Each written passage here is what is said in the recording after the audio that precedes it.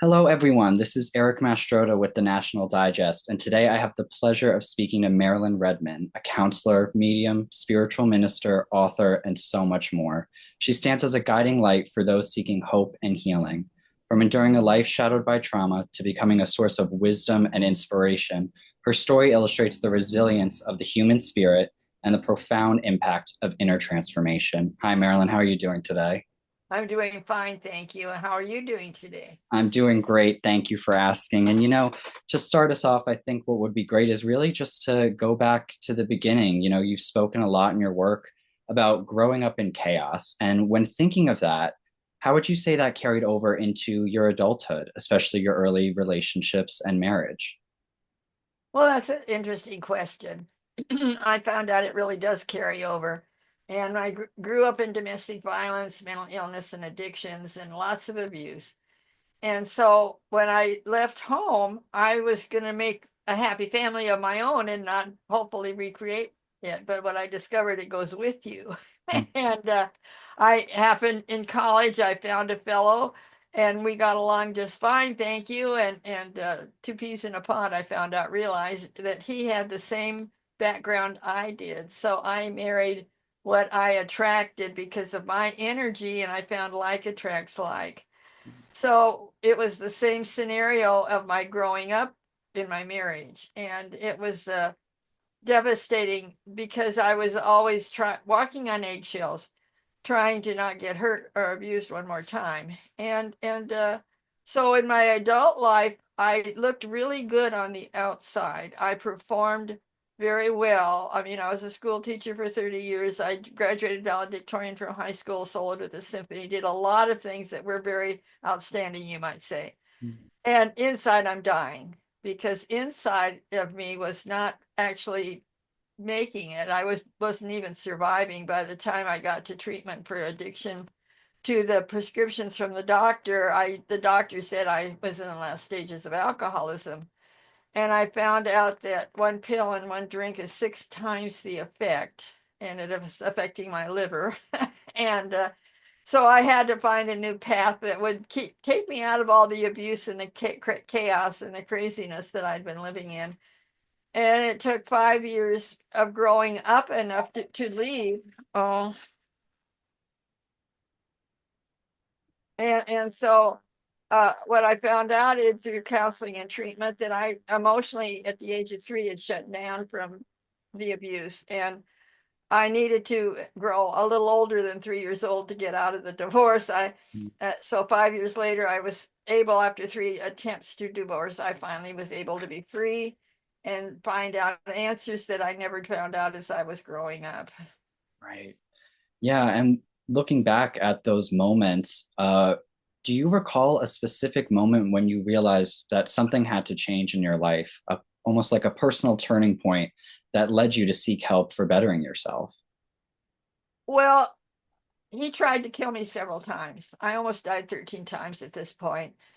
And what I found out that night, we were driving from Canada home from a vacation, and he went into a big tirade. He hadn't been drinking for 3 weeks, and all of a sudden he got in very, very upset about some issues. And at 2 in the morning, he says, "We're packing and we're getting out of here." So we packed the car, went home at 2 in the morning from Canada, and it turned out to be a wild ride.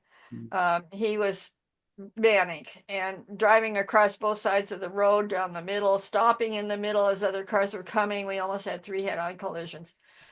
And I'd always prayed from the hymnal in church. For the first time in my life, I prayed spontaneously. I said, "God, please help me. I really don't want to die." And years later, I found out I did have a death wish and I attracted all these things that were going on. But at that time, I didn't understand that. So as one thing led to another, and I ended up in treatment where I started to get answers. And so, yeah, my defining moment might have been that particular prayer. Wow. And then when looking back at those moments of initial healing and when you were in treatment, is there anything that you learned that kind of made the biggest impact on your recovery? By Definitely, it changed my life completely. I had gone to church for 50 years and never heard what I heard in treatment. Mm. Addiction is a chronic progressive disease that leads to death or insanity without intervention. I didn't know I had a disease. My disease was not just one. In my case, it was codependency plus addiction to prescriptions, which the pills, people don't know this, but the chemicals in a pill are the same as alcohol. So it doesn't matter if you drink it or put a pill in your mouth, it does the same damage. And so when I found out I had a disease, my response was, what do I do to get well? And they offered a spiritual path and they used the 12 steps for their model. And I started understanding that I needed to move out of the ego of my brain, which was leading my life because fear was that was the prominent part of my life. And I was living a fear-based life and I had to move into a loved-based life. I had to move out of my head into my heart. And when you're working the steps of the program that they suggested and took us to meetings so we would understand, gradually, little by little over the years, I've released all my fears and guilt, shame, judgment, and those things that blocked the light of reality. Love is reality. And I was never raised in love because my parents weren't loved as children either, and they couldn't give me what they didn't have. So I had to find it for myself and move into the love that was created me. And I didn't understand any of that from the religious point of view. So I'm really glad today that they offered me a spiritual path and it's brought me into I've actually grown up. Yeah. Yeah. And after going on that path, you've gone down so many different impressive avenues in your life, whether it be your books, art, counseling, mediumship, and so many other things. What are the ways in which you instill those lessons that you've learned to help others through those avenues? Well, it was a gradual life is about like baby steps through life. You're learning from your mistakes. And gradually I realized I needed more tools in my life if I was going to help others. And I had been a school teacher, and when I had to leave, retire from medical reasons, I ended up at a junior college teaching. And one of the students said, "Do you counsel?" And I do counseling, and I thought, well, teachers that involves counseling. I said yes. And in working with her, I discovered I could use more tools. And so that's how I became a spiritual minister for healing and counseling. And I took classes for becoming a past life regressionist and a hypnotherapist, and being able to help people go into the root cause of their problem, their illness or difficulty, whatever is causing them difficulty is fear. And to go and access their soul. I am a soul healer. And when you access the soul, you're actually changing the personality of the person to a love-based person. And they can move out of their trauma, drama, or whatever chaos they're in and have a new perception of seeing it from the good part rather than the judgment and the fear that they'd been living in, and see the good aspects of it. And when you shine the light of the spirit on whatever's dark, the darkness leaves. And so it really changes your life. It's life changing. And so I gradually I do a lot of meditation, and that put me into the consciousness of my higher power.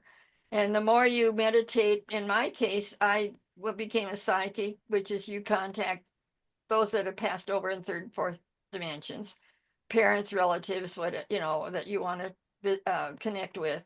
And the more I meditated, I became a medium, and I was a little scared about doing that. But as I got some classes to help support me and the confidence, I can connect with higher consciousness, archangels. I've actually channeled Jesus, Mother Mary.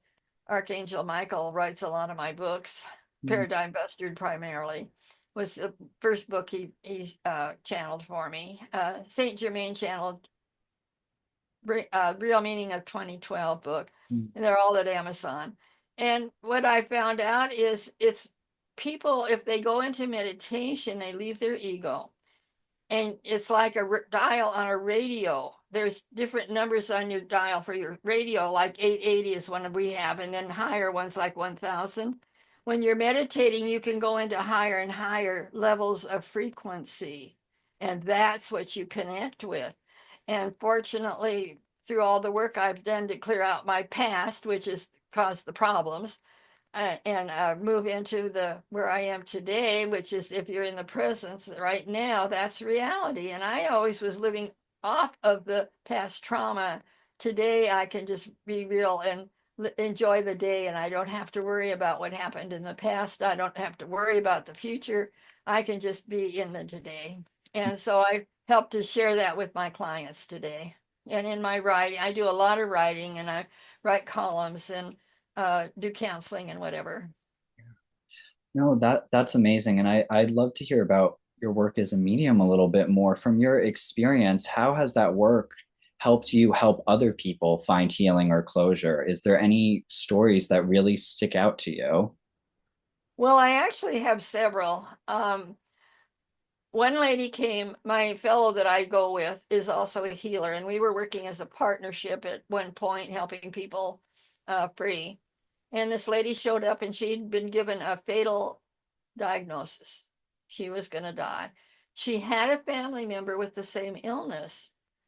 And so she knew how difficult and what a struggle it was to go through that experience. And she came for help. And after we helped her the first time, I went into channel John the Divine, which is from the Bible, it's St. John. And my fellow does energy healing called pranic healing. And the combination of my bringing up where the disease started, the root cause of it, and what she could do to overcome that and move past it. And he was able to give her the energy to do that and to heal that past energy. And she's still alive today. And this was quite a few years ago now. So um, there's another story where a fellow was a retired principal, retired minister, and he wanted to talk with a friend who had passed over. Well, most people want to talk with their relatives who passed over. So I kept saying, "Are you sure you don't want to talk to maybe your father?" And oh no, he was really upset with his father. He wanted nothing to do with that.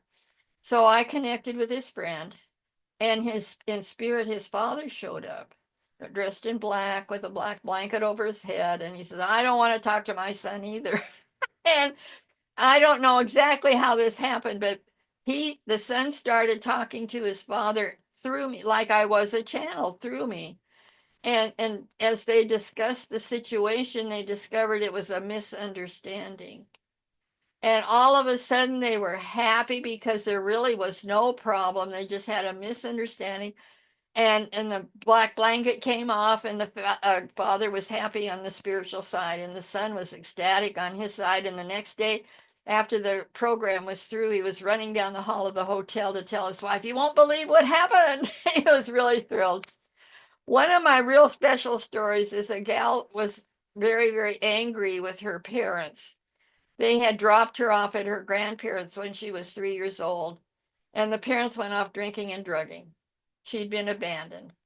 She was furious. And her grandfather, I knew through a spiritual program, Edgar Casey program, came to me and said, "Do you still do counseling?" And I said, "Yes." So he sent her to me.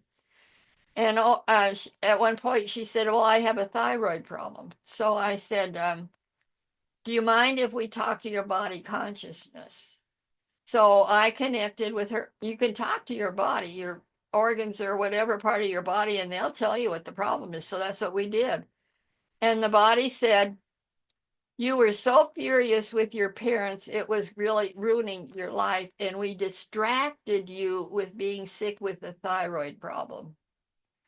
We took your focus off of that so that you would have less frustration.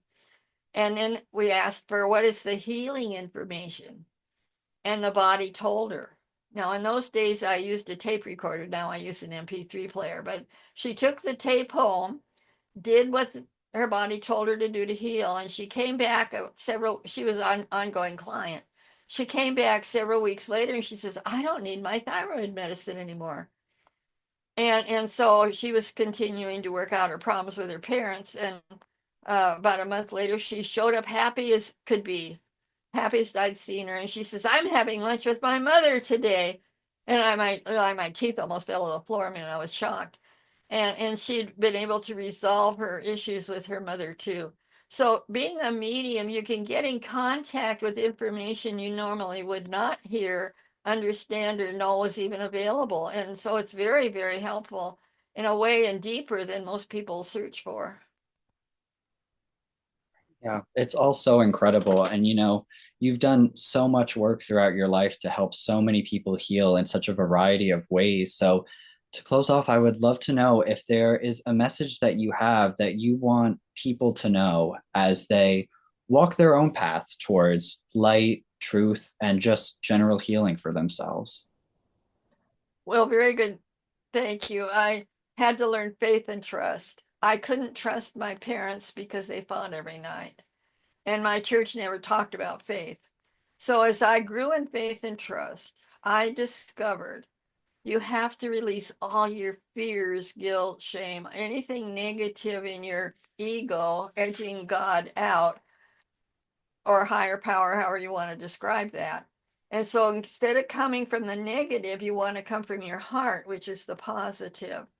And so the love in your heart is what heals your life and what makes relationships in your life go smoothly. So the more you quit reacting from the past, forgive the past, and have gratitude for the lessons you learned from that. Those people actually were your teachers to get you to the point where you turned for a higher power to help you. And when you start coming from that help that was always there, it's your creator and it's inside your heart and wants to be heard, but we tune it out from the fear. The fear blocks it. And so when we get out of our head and into our heart, then we can send love to everything. And today I've sent love to the past. All those were my lessons that I had to have to grow up. And I ran from them as a little 3-year-old. I didn't know how to handle them. But today I don't have to run from the past. I can face it with loving solutions that I've learned spiritually. And I can face the future doesn't have to be the problem of the unknown. My mother had a huge fear of the future because of going through the Great Depression, and money wise was a big issue in her life. Are you going to have enough money? And I don't, the universe takes care of me and all my needs. And when I trust that, my life has become amazing. I mean, I'm really amazed. I was dying 40 years ago, and that's what they said in the hospital. And my body told me I was dying too. And so today I'm thriving and it's better than I could have ever expected. Things show up in my life that I'll think about something, and in fact just this week I thought about something, and yesterday when the money showed up in a way I was surprised and really wanted it. Oh, I thought, oh wait, it's really working in my life. So, these things happen, but we are blocking it with our fears. So every time, instead of reacting in your life, respond in love, and it will move itself into positive consequences, positive results, better than you can figure out. The universe has better answers for you than your own self. So I had to get out of my head, my own thinking, and let the universe run my life. And each morning I pray and meditate for the God to, guide my thoughts, words, and actions. And the day shows up better than if I planned it. Amazing. Wow. Well, Marilyn, thank you so much for taking the time to speak with me today about your amazing work and life. And, for our viewers watching, if you want to learn more about Marilyn's story and work, you could check out our articles where we delve even deeper into what we discussed today. And you could also check out her website and her many books, which we will also all have linked below. So thank you again so much, Marilyn. I really appreciate it. Well, I enjoy this too. And if anybody is interested in getting my books are at Amazon, and I have several websites actually. And I really do enjoy helping people, because guess what? When I'm helping somebody, we're actually changing the universe, Mm. and we're changing it into the happy, holy, and wonderful place that it was created to be. Our ego just kept us out of it. This really is heaven on earth. We just need to get out of our heads and be able to see it. Saying, great. Oh, thank you so much again, Marilyn. This has been Eric Mastrota with the National Digest with Marilyn Redmond. Thanks for watching, everybody.